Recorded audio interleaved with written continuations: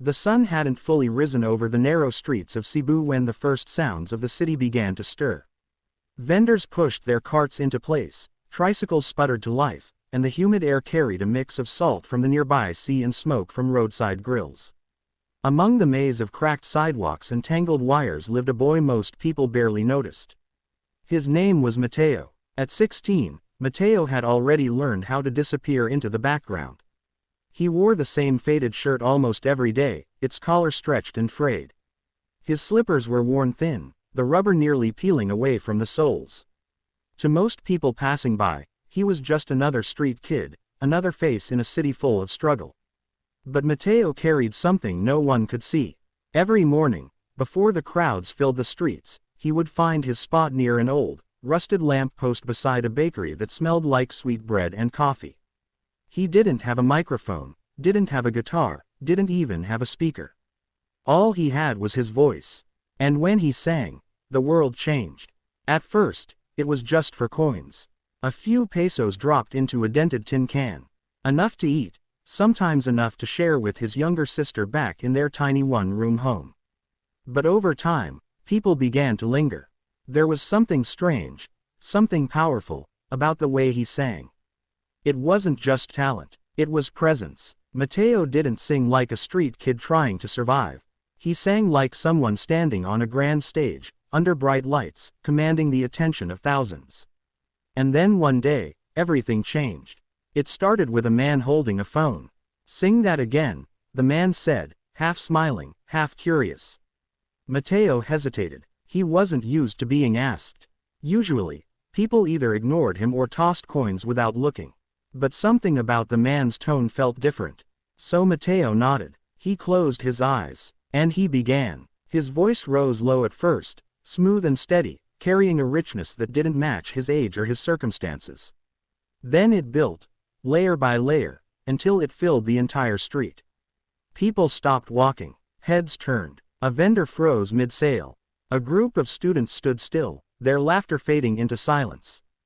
Because what came out of Mateo wasn't just singing. It was Elvis. Not an imitation. Not a cheap copy. It was as if the spirit of a legend had somehow found its way into a boy from the streets of Cebu. The man with the phone lowered it slowly, his eyes wide. "Impossible," he whispered. But the camera kept recording. Within hours, the video was uploaded. Within a day, it had thousands of views. Within a week, millions. Comments flooded in from everywhere. People stunned, confused, emotional. Is this real? Who is this kid? I got chills. He sounds like Elvis reincarnated. Mateo didn't understand any of it. He didn't own a phone. Didn't have internet. Didn't even know what viral meant. All he knew was that suddenly, more people were stopping to listen. More coins were dropping into his can. More eyes were watching him, not with pity, but with amazement. Then one afternoon, a black car pulled up beside his usual spot. Mateo stopped singing. The door opened. A woman stepped out, dressed sharply, her sunglasses reflecting the crowded street. "Are you Mateo?" she asked. He nodded cautiously. "My name is Clara," she said, removing her glasses. "I work with a talent agency." Mateo blinked. "I saw your video," she continued. "And I think the world needs to hear you." The words didn't fully register. The world. Mateo looked down at his hands. Rough, scratched, marked by years of hardship. "I just sing here," he said quietly. Clara smiled. "Not anymore." A few weeks later, Mateo found himself somewhere he had never imagined. An airport. The noise, the lights. The sheer scale of everything overwhelmed him. He had never left Cebu before. Never even been inside a building this large. "Stay close," Clara said gently, guiding him. They were heading somewhere far bigger than he could comprehend. A stage. A real stage. An international talent show. Backstage, everything felt surreal. People rushed around with clipboards, headsets, and makeup kits. Performers warmed up their voices, stretching, pacing, rehearsing.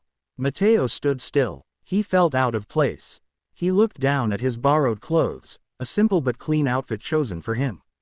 It felt strange, like he was pretending to be someone else. "What if I mess up?" he whispered. Clara crouched beside him. "You won't," she said. "But what if I do?" She smiled softly. Then you'll mess up in front of millions, and still be braver than most people on this planet. Mateo let out a small laugh. For the first time, his nerves loosened. Then his name was called. The stage lights were blinding. The audience was massive, and the judges, famous, intimidating, sat just a few feet away. Mateo's heart pounded. He stepped forward. "Hello," one of the judges said. "What's your name?" "Mateo," he replied, his voice barely steady. "And where are you from?" "Cebu, Philippines." A murmur ran through the audience.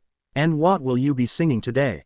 Mateo paused. Then he said it. An Elvis song. The judges exchanged glances. One raised an eyebrow. "That's a bold choice," another said. Mateo nodded. "I know." There was a brief silence. Then the music cue started. Mateo closed his eyes. For a moment, everything disappeared. The lights, the audience, the cameras. He was back on that street. Back beside the bakery. Back where it all began. And then he sang. The first note hit like a spark. The second like a flame. By the third, the entire room was on fire. Gasps echoed through the audience. A judge leaned forward, eyes wide. Another covered their mouth. Because this wasn't just good. This was unreal. Mateo didn't just sing the song, he lived it.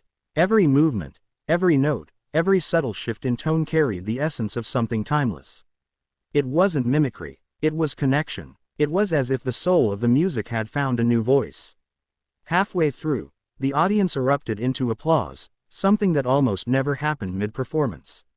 But Mateo didn't stop. He pushed further, higher, stronger, until the final note rang out like a declaration. Silence followed. 1 second, 2 seconds. Then, the entire room exploded. A standing ovation. Judges on their feet. Cheers, whistles, tears. Mateo stood frozen, breathing heavily, unsure what to do. One of the judges spoke first. I don't even know what to say," they admitted. Another shook their head in disbelief. "That wasn't just a performance," they said. "That was history." The harshest judge leaned forward, staring directly at Mateo. "Where have you been hiding?" they asked. Mateo swallowed. "On the streets," he replied. The judge paused, then smiled. "Not anymore." That night changed everything. Mateo's performance spread across the world faster than anyone could imagine. News outlets picked it up. Celebrities shared it. Musicians reacted to it. But back in Cebu, something even more powerful happened.